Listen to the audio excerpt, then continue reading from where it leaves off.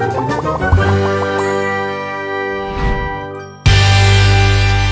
Stories की दुनिया। गुब्बारे वाला।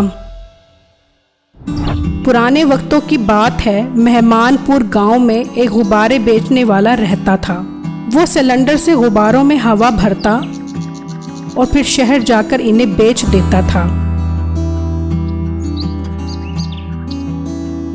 उसी गांव में मीठा नामी एक आदमी भी रहता था। उसका रवैया लोगों के साथ बहुत बुरा था।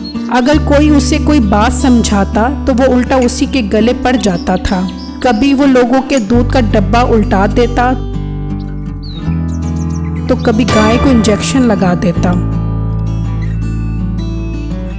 एक दिन गुब्बारे वाला अपने गुब्बारे बेचने जाने लगा तो उसने अपनी बीवी से कहा, बेगम दुआ करना कि हमारे सारे गुब्बारे बिक जाएं। अगर सारे गुब्बारे सेल होंगे तो ही हम अपना गुजारा कर पाएंगे और फिर ही मैं मजीद गुब्बारे खरीद पाऊंगा ताकि मैं इन्हें बेच सकूं। आप परेशान मत हों, अल्लाह हमारी मदद फरमाएगा। अब आप आराम से गुब्बारे बेचने जाएं, अल्लाह आपकी मदद फरमाए। फिर उसके बाद उसने सारे गुब्बारे फुलाए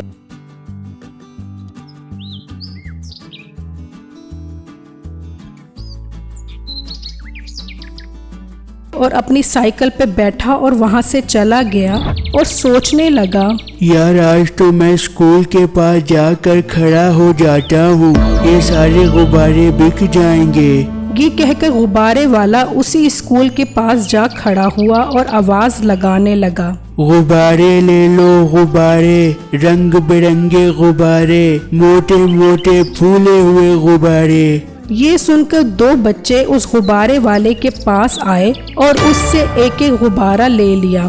फिर उसके बाद उसने हर जगह गुब्बारे बेचने की कोशिश की लेकिन कोई गुब्बारा नहीं बिका और वो थक हार कर अपने गुब्बारों के साथ घर आ गया। बेगम आज तो 2 ही गुब्बारे बिके हैं, अब कल बाकी गुब्बारे बेचूंगा फिर ही घर का गुजारा चलेगा।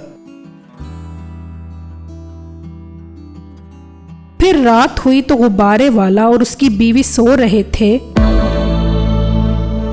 कि मीठा चुपके से उसके घर के पास आया और सुई से उसके सारे गुब्बारे फोड़ दिए और वहां से चला गया। सुबह हुई तो वो गुब्बारे वाला बाहर आया तो देखकर हैरान रह गया कि उसके सारे गुब्बारे फटे हुए थे। गुब्बारे वाला परेशान हो गया कि ये किसने किया है और अब मैं अपना घर कैसे चलाऊंगा। फिर गुब्बारे वाला अपनी बीवी के पास आया, बेगम किसी ने रात को मेरे सारे गुब्बारे फोड़ दिए हैं, मुझे समझ नहीं आ रहा कि अब हमारा गुजारा कैसे होगा। अब तो मेरे पास और मजीद गुब्बारे खरीदने के लिए पैसे भी नहीं हैं। ये सुनकर उसकी बीवी बोली, हाय अब क्या होगा, हमारा क्या बनेगा। बेगम तुम फिक्र मत करो, मुझे अल्लाह पर भरोसा है, वो जरूर हमारी मदद करेगा। मैं अपने दोस्त से कुछ पैसे उधार लेकर आता हूँ, फिर उससे गुब्बारे खरीद कर रोजी रोटी करता हूँ। फिर वो गुब्बारे वाला अपने दोस्त के पास गया और उसे सारा माजरा बताया। ये सुनकर उसका दोस्त बोला, देखो यार मैं पैसे तो दे रहा हूँ लेकिन मुझे टाइम पर वापस कर देना। हाँ यार मैं टाइम पर वापस कर दूंगा। और यार तुम्हारा शुक्रिया कि तुम इस मुश्किल वक्त में मेरी मदद कर रहे हो। देखो मुश्किल वक्त में ही एक दूसरे के काम आना चाहिए, यही हमारा फर्ज है।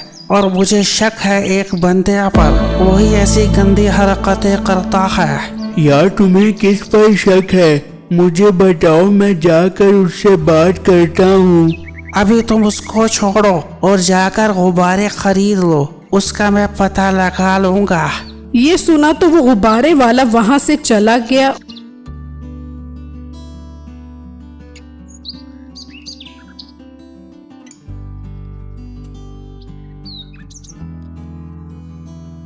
और वो गुब्बारे ले आया और उसमें हवा भरने लगा। पैसे उधार पकड़ने और गुब्बारे खरीदने में काफी टाइम हो चुका था।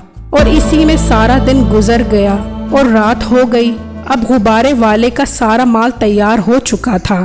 फिर उसने अपनी बीवी से कहा, बेगम शुक्र है मालिक का, सारे गुब्बारे तैयार हो चुके हैं। अब मैं कल जाकर इन्हें बेच दूंगा और मेरा दोस्त मुश्किल वक्त में मेरे काम आया है, मैं उसका एहसानमंद रहूंगा। हाँ, आप ठीक कह रहे हैं। बेगम मैं अब सोता हूँ, सुबह जल्दी काम पर भी जाना है।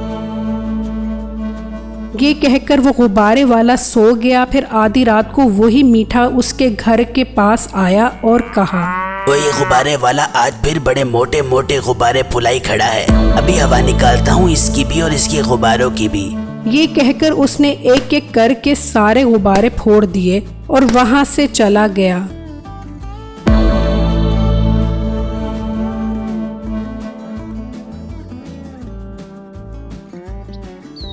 सुबह गुब्बारे वाला उठा तो उसने देखा कि सारे गुब्बारे फटे हुए हैं।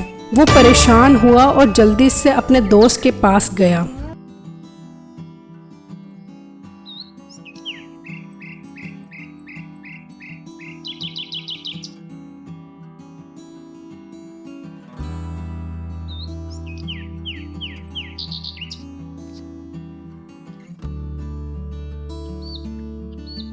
भाई आज फिर मेरे सारे गुब्बारे फूट गए हैं। कोई आज फिर मेरे सारे गुब्बारे फोड़ गया है, मैं क्या करूं? हाँ, अब तो कुछ करना ही पड़ेगा। मुझे पता है ये किसका काम है। भाई आप चलो ना मेरे साथ उसके पास, मैं उससे बात करूंगा कि हम गरीब लोगों को तंग ना करे। चलो ना मेरे साथ। ये सुना तो उसका दोस्त उसके साथ मीठे के पास पहुंचा। देख बेटा, मुझे पता है कि तुम ही इस गरीब के गुब्बारे फोड़ते हो, क्योंकि ऐसे गंदे काम तुम ही कर सकते हो। ये सुनकर मीठा बोला, अरे ओ रांगड़ी, तुझे शर्म नहीं आती? एक शरीफ और मासूम इंसान पर इल्जाम लगाता है। बेटे शरीफ, और तूने अपनी शक्ल देखी है?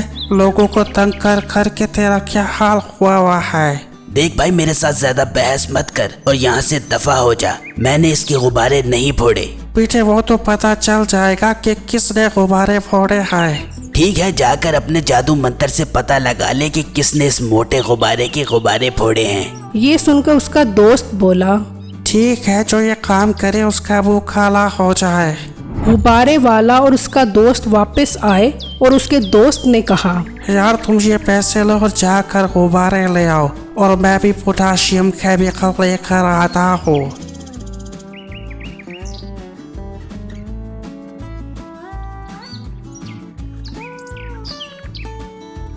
फिर वो गुब्बारे वाला गुब्बारे ले आया और उसका दोस्त पोटाशियम केमिकल ले आया। यार तुम क्या कर रहे हो? मुझे कुछ समझ नहीं आ रहा। यार मैं इसमें जहरीली गैस भर रहा हूँ। अब जो ये गुब्बारे फोड़ेगा उसका मुंह जल जाएगा। यार ये आइडिया तो अच्छा है, इस तरह तो हमें उसका पता चल जाएगा।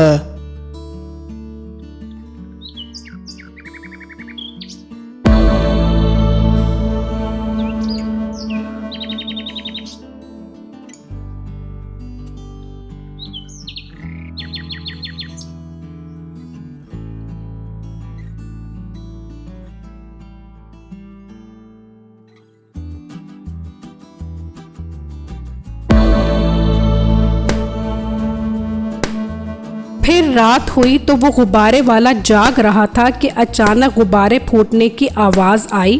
तो वो बोला, अब सुबह ही पता चलेगा कि ये काम किसका है।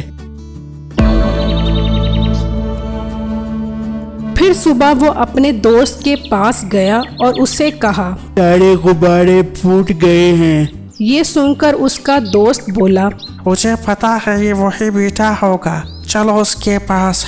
फिर वो उसके पास पहुंचे तो देखकर हंसने लगे कि मीठे का सारा मुंह काला हो चुका था। तो मीठा बोला, भाई मुझे माफ कर दो, मुझसे गलती हो गई, मुझे ठीक कर दो। अब तुम ठीक नहीं हो सकते, ये तुम्हारी सजा है गरीबों को तंग करने की। अब मीठे को उसके किए की सजा मिल चुकी थी। मेरे इस वीडियो को लाइक और मेरे चैनल को सब्सक्राइब ज़रूर कीजिएगा और मुझे कमेंट बॉक्स में ज़रूर बताइएगा कि आपको मेरी स्टोरी कैसी लगी। शुक्रिया।